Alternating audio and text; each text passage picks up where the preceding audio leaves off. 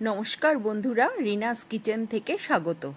আজ আমি তোমাদের পূর্ববঙ্গের একটা রান্না করে দেখাবো। রান্নাটার নাম হচ্ছে কাসন পোড়ার ঝোল, কাতলা মাছের।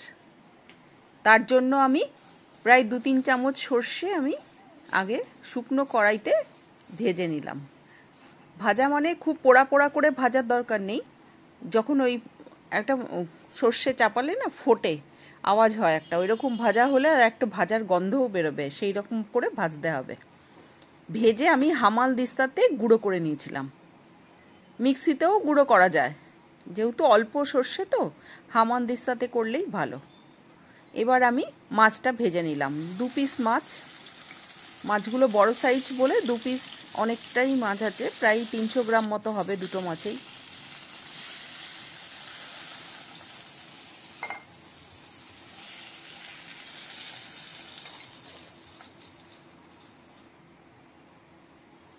তার জন্য আমি কড়াইতে তেল দিয়ে তার মধ্যে কালো জিরে আর 4টে কাঁচা লঙ্কা ফোড়ন দিলাম।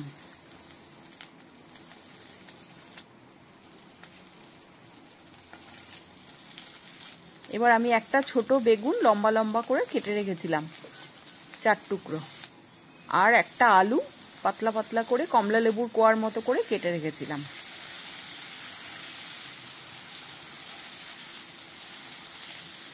খুব অল্প তেলেই করছি আমি রান্নাটা। সামান্য নুন দিলাম, আর 1/2 চামচেরও কম হলুদ দিলাম। এই রান্নাটার মশলার কোনো প্রয়োজন হয় না, শুধু ওই সর্ষে গুঁড়োটা লাগে।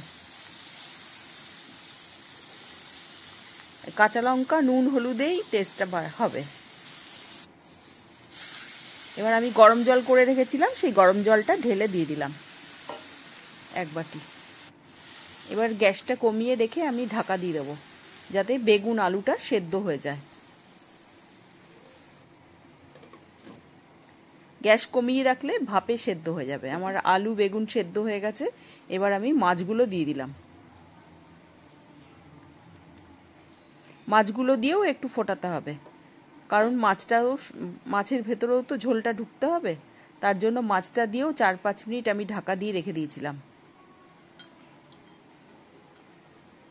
এবার আমি 2 চামচ ওই সর্ষের গুঁড়োটা, দেখো হামানদিস্তাতে আমি গুঁড়ো করেছিলাম, 2 চামচ দিয়ে দিলাম।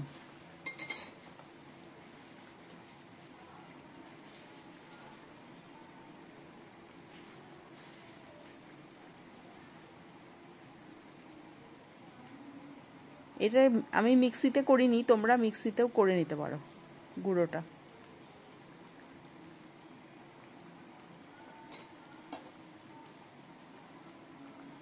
এবার ধনেপাতা দিয়ে দিলাম। আমার রান্নাটা কিন্তু কমপ্লিট হয়ে গেছে। তোমাদের যদি রেসিপিটা ভালো লাগে, চ্যানেলটাকে সাবস্ক্রাইব করো, লাইক ও কমেন্টস করো। ধনেপাতা দিয়ে এটা ফুটিয়ে নিলে গন্ধটাও খুব সুন্দর হয়, খেতেও বেশ ভালো লাগে, আর চটজলদি রান্নাটাও হয়ে যায়।